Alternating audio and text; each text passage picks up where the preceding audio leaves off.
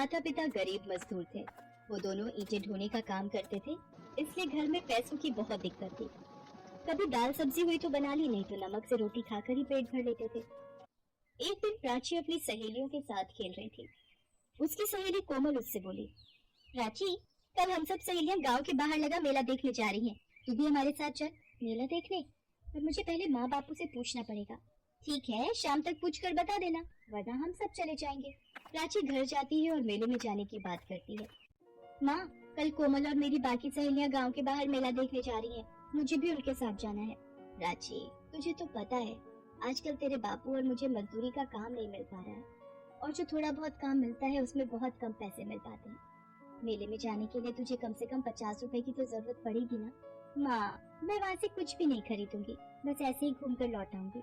मालती, अगर प्राची जाना चाहती है तो उसे जाने दे। हमारी बच्ची वैसे भी हमारे साथ कहीं घूमने नहीं जाती है। प्राची, तू कल मेले में घूम आना। सच बापू? आप बहुत अच्छे हो। ये ले, तू ये 20 रुपए रख ले और अपने लिए वहाँ से कुछ खरीद लेना। प्राची को 20 रुपए देते हुए उसके पिता और माँ की आंखों में आंसू आ जाते हैं। आज वो पैसे पैसे को मोहताज थे, पर फिर भी अपनी बेटी के चेहरे पर आई मुस्कान देखकर उनकी आंखें भर आती हैं। अगले दिन प्राची कोमल और अपनी बाकी सहेलियों के साथ मेला घूमने जाती है। माला, पूजा, प्राची, ये देखो, मेला घूमने के लिए माँ ने मुझे 200 रुपए दिए। मेरी माँ ने भी मुझे 200 ही दिए। और तुम्हें पूजा प्राची? 150 रुपए लाई हूँ। वो मैं 20 रुपए? बस इतने में तो एक छोटी सी गुड़िया भी नहीं आ पाएगी। पूजा, माला, चलो सामने कठपुतली का खेल देखते हैं। 20 रुपए की टिकट है, तुम तीनों देख लो, तब तक मैं पानी पीकर आती हूँ। प्राची जानती थी उसके पास कम रुपए हैं, इसलिए वो ऐसे ही मेले में घूमती रही। बापू ने बड़ी मुश्किल से ये रुपए मुझे दिए थे। मैं इन रुपयों से घर के लिए कुछ खरीद लेती हूँ। पर यहाँ तो कुछ भी नहीं दिख रहा है ऐसा। क्या हुआ प्राची? तूने तो ना ही कुछ खाया और ना ही कुछ खरीदा। हम देख कितना कुछ खरीद लाए, इतनी सारी खिलौने, चूड़ियाँ, पर तेरे पास तो पैसे ही नहीं थे। अब चल, बहुत देर हो रही है, हम तो घर वापस चलते हैं। प्राची सब सहेलियों के साथ घर वापस आने लगती है। तभी उसकी नजर एक बूढ़ी औरत पर पड़ती है। फूल गोभी ले लो बेटी, आज सुबह से एक भी फूल गोभी नहीं बिकी, तुम्हारी बड़ी मेहरबानी होगी। अगर मैं फूल गोभी खरीद कर ले जाती हूँ तो माँ बहुत खुश होंगी। रात को हम इसकी सब्जी बनाकर रोटी के साथ खा सकेंगे। वैसे भी बापू के पास इतने पैसे नहीं होते कि हम रोजाना ताजी सब्जी बनाकर खा सके। क्या सोच रही है प्राची? जल्दी चल, घर जाने में देर हो गई तो माँ डांट लगाएंगी। अम्मा, मेरे पास ये 20 रुपए हैं, आप इनका मुझे गोभी का फूल दे सकते हो? हाँ बेटा, लो, ये गोभी का फूल 20 रुपए का है। मुझे तेरे ऊपर तो हंसी आती है प्राची। तू मेला घूमने आई है और क्या खरीद कर ले जा रही है? गोभी का फूल। सब सहेलियां जोर जोर से हंसने लगती हैं। प्राची गोभी का फूल खरीद कर घर आ जाती है।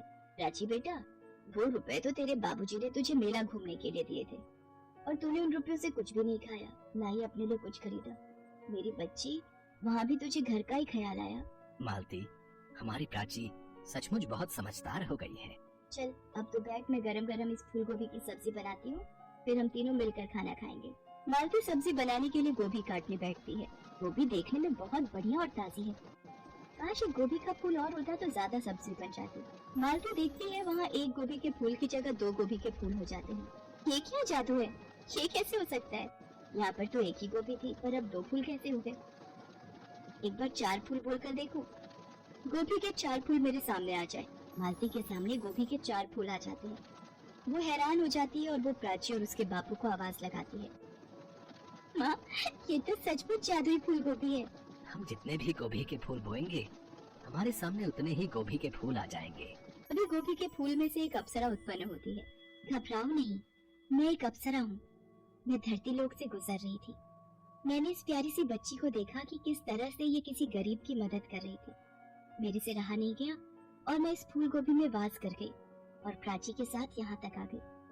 मैंने तुम सबकी बातें सुनी और मेरा मन दुख से भर गया। जो दूसरों की मदद करता है वो मनुष्य मुझे बहुत प्रिय है।